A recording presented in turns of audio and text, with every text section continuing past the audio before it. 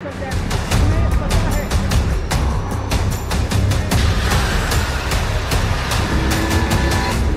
Finally ये बिल्कुल साफ हो गया है कि इजराइल ने भारत के अंदर एक बड़ी जंग छेड़ी है और इजराइल ने ये जंग मोदी सरकार की अपोजिशन पार्टी कांग्रेस के खिलाफ छेड़ी है और गाजा को छोड़कर इजराइल अब भारत के अंदर कांग्रेस के खिलाफ भिड़ गया है। भारत में छिपे इन गद्दारों की इजराइल ने बोलती बंद कर दी है और अब कांग्रेस और इजराइल के बीच में जो जुबानी जंग चल रही है वो रुकने का नाम नहीं ले रही, बल्कि पूरी कांग्रेस अब इजराइल के खिलाफ खड़ी हो गई है और लगातार भारत सरकार को टारगेट करते हुए इजराइल पर हमले बोल रही है। लेकिन अब इसी बीच कई ऐसे धमाके हुए हैं जिसने पूरी दुनिया को हिला के रख दिया है, क्योंकि एक तरफ मोदी का विनाशकारी एक्शन तो दूसरी तरफ इजराइल के एम्बेसडर ने भी बेहद ही घातक अटैक किया है और भारत की पार्लियामेंट में छिड़ी ये जंग पूरी दुनिया के अंदर ट्रेंड करने लगी है। अब आपको इसी वीडियो में बताने वाले हैं कि आखिर मोदी जी ने इजराइल को लेकर कैसे बड़ा धमाका कर दिया और भी कई बड़ी जानकारी आप लोगों को इसी वीडियो में बताने वाले हैं, इसलिए आप लोग वीडियो को बिल्कुल मिस मत करना। और अगर आप लोग हमारे चैनल पे पहली बार आए हो या फिर अभी तक आप लोगों ने चैनल को सब्सक्राइब नहीं किया है तो एक देशभक्त होने के नाते सबसे पहले तो चैनल को सब्सक्राइब करके बेल आइकन को प्रेस जरूर कर देना और वीडियो पर भी लाइक एंड कमेंट करना मत भूलिएगा। आपको बता दें कि प्रियंका गांधी वाड्रा कांग्रेस पार्टी की टॉप लीडर है जो पार्लियामेंट की मेंबर भी हैं, लेकिन हैरानी की बात तो यह है कि ये वही प्रियंका गांधी वाड्रा है जिसका मुंह कभी भी बांग्लादेश में हुए हिंदुओं पर नरसंहार को लेकर नहीं खुला, पाकिस्तान में हिंदुओं पर हो रहे जेनोसाइड को लेकर नहीं खुला, यहाँ तक कि पश्चिम बंगाल में भी हिंदुओं को भगा भगा के मारा, उनके घरों को जला के रख दिया। लेकिन प्रियंका गांधी तो छोड़ो, पूरी कांग्रेस के मुंह से एक शब्द नहीं निकला। लेकिन जब जब भारत के अंदर गाजा की बात आई तो कांग्रेस ने मुस्लिम वोटों को हासिल करने के लिए अपने देश से ही गद्दारी करनी शुरू कर दी और जो इजराइल हमेशा भारत के साथ खड़ा हुआ है, फिर वो चाहे पाकिस्तान के खिलाफ कारगिल युद्ध हो, रिसेंटली सिंदूर ऑपरेशन, इजराइल ने बेहद ही अहम भूमिका निभाई है। लेकिन उसके बावजूद कांग्रेस लगातार इजराइल को टारगेट कर रही है और रिसेंटली प्रियंका गांधी वाड्रा ने इजराइल पर गाजा के अंदर जेनोसाइड के आरोप लगाए हैं। साथ ही साथ अब आप लोगों की जानकारी के लिए बता दें कि प्रियंका गांधी वाड्रा ने लगातार पार्लियामेंट के अंदर गाजा का समर्थन किया है, फिर वो चाहे गाजा को सपोर्ट करने वाला हैंडबैग हो या फिर गाजा के लिए कोई और समर्थन, क्योंकि आप लोगों ने भी पिछले काफी समय से देखा होगा कि लगातार भारत के अंदर कई पॉलिटिकल पार्टीज ने भी फिलिस्तीन के झंडों के साथ इजराइल का विरोध किया है और इजराइल के खिलाफ जो प्रोटेस्ट देखने को मिला है वो उत्तर प्रदेश को छोड़कर भारत के लगभग सभी स्टेट में देखने को मिला है, फिर वो चाहे महाराष्ट्र हो, जम्मू कश्मीर हो, तेलंगाना हो या फिर दिल्ली ही क्यों ना हो। क्योंकि आप लोगों को प्रियंका गांधी की ये तस्वीर तो याद होगी जो पिछले साल दिसंबर के महीने की है, जिस समय प्रियंका गांधी पार्लियामेंट के अंदर ही फिलिस्तीन को सपोर्ट करने वाले हैंडबैग को लेकर पहुंच गई थी। इसको लेकर भी काफी प्रोटेस्ट देखने को मिले थे और अब एक बार फिर से इजराइल ने पार्लियामेंट के अंदर हमास का समर्थन करते हुए इजराइल की निंदा की। अब सवाल ये उठता है कि आखिर इस बार प्रियंका गांधी के कौन से बयान के लिए इजराइल इतना भड़क गया कि अब पूरे देश के अंदर अपोजिशन इजराइल के खिलाफ खड़ा हो गया है और भारत सरकार से ये अपील कर रहा है कि इजराइल के खिलाफ बड़ा एक्शन लिया जाए। अब पहले आप लोग खुद प्रियंका गांधी का ये ट्वीट देखिए जो उन्होंने इजराइल की निंदा करते हुए किया। दरअसल ट्वीट में शामिल की the Israeli state is committing genocide, it has murdered over 60,000 people, जिनमें से लगभग 18,430 बच्चे ही हैं और इनमें सैकड़ों लोगों की मौत तो भुखमरी की वजह से हुई है, जिनमें बहुत सारे बच्चे भी हैं। और अब इजराइल ने गाजा के अंदर ऐसी कंडीशंस क्रिएट कर दी कि वहां पर लाखों लोग भुखमरी से मरने की कगार पर हैं और ऐसे अपराधों को चुपचाप बढ़ावा देना भी अपने आप में एक अपराध है। और ये उससे भी ज्यादा शर्मनाक है कि भारत सरकार इजराइल द्वारा फिलिस्तीन के लोगों पर इस तबाही को ढाए जाने के दौरान चुप बैठी है। आपको बता दें कि प्रियंका गांधी का ये ट्वीट इतना वायरल हुआ कि इसे 2.3 मिलियन से भी ज्यादा लोगों ने देखा, जिसके बाद भारत के अंदर जो इजराइल के एम्बेसडर हैं उन्होंने प्रियंका गांधी को वो जवाब दिया कि पूरी कांग्रेस की चीखें निकल गई, क्योंकि भारत के अंदर इजराइल के जो एम्बेसडर हैं रुवेन अजहर, उन्होंने प्रियंका गांधी वाड्रा को अपने कड़े शब्दों में बेहद ही खतरनाक जवाब दिया। इजराइल के एम्बेसडर ने बिल्कुल साफ कर दिया कि सबसे शर्मनाक बात तो तुम्हारा धोखा है, क्योंकि ये तो तुम्हें भी पता है कि इजराइल ने 25,000 से भी ज्यादा हमास के आतंकवादियों को मार दिया और इजराइल ने कभी भी गाजा के अंदर फिलिस्तीनियन पर अटैक नहीं किया, बल्कि जितने भी लोग गाजा के अंदर मारे गए हैं वो या तो हमास की वजह से मारे गए हैं, क्योंकि हमास ने इजराइल के हमलों के आगे गाजा के आम नागरिकों को कर दिया, जिसकी वजह से उनकी मृत्यु हो गई। हमास के आतंकवादी जानबूझकर गाजा के अंदर फिलिस्तीन के मासूम लोगों के साथ खेल रहे हैं, क्योंकि इजराइल ने कई बार ये वार्निंग दी है कि गाजा के अंदर से सभी फिलिस्तीनियन छोड़कर भाग जाएं, लेकिन फिलिस्तीनियन ऐसा नहीं कर रहे बल्कि हमास का समर्थन दे रहे हैं और गाजा के अंदर जितने भी लोग मारे गए हैं वो केवल मिसाइल और रॉकेट हमलों की वजह से मारे गए हैं। और यही नहीं, इजराइल तो अब तक गाजा के अंदर 2 मिलियन टन से भी ज्यादा खाना पहुंचा चुका है, लेकिन हमास के आतंकवादियों ने चीटिंग करके गाजा के अंदर पहुंचे सभी खाने को जब्त कर लिया, जिसकी वजह से भुखमरी पैदा हुई। और ये बात तो आपको भी पता होनी चाहिए कि अगर इजराइल गाजा के अंदर जेनोसाइड कर ही रहा है तो पिछले 50 सालों में ही गाजा की पॉपुलेशन 450% नहीं बढ़ती। अब इजरायली एम्बेसडर के इस बयान के बाद भारत की पार्लियामेंट में एक अलग लेवल का बवाल फैल गया और पूरा अपोजिशन इजराइल के खिलाफ खड़ा हो गया। कांग्रेस पार्टी के कम्युनिकेशन डिपार्टमेंट के जो चेयरमैन है पवन खेड़ा, उन्होंने तो साफ साफ जयशंकर साहब जी से अपील कर दी कि भारत सरकार को इजरायली एम्बेसडर के खिलाफ कड़ा एक्शन लेना चाहिए, क्योंकि इजराइल का एम्बेसडर इस तरीके से भारत की पार्लियामेंट के किसी सांसद को नहीं डरा धमका सकता। अब सवाल ये उठता है कि भारत इजराइल के खिलाफ क्या एक्शन लेगा, क्योंकि ऑलरेडी भारत अमेरिका के साथ एक बड़ा टैरिफ वॉर फेस कर रहा है। इस समय भारत और अमेरिका के जो बायलैटरल रिलेशन है वो पूरी तरीके से डिस्ट्रॉयड हो चुके हैं और ट्रंप सरकार के दौरान ये पहला मौका है जब अमेरिका खुलकर पाकिस्तान का समर्थन कर रहा है, फिर वो चाहे आतंकवाद इशू को लेकर हो या फिर कश्मीर इशू को लेकर। यहाँ तक कि पाकिस्तान के कहने पर अमेरिका ने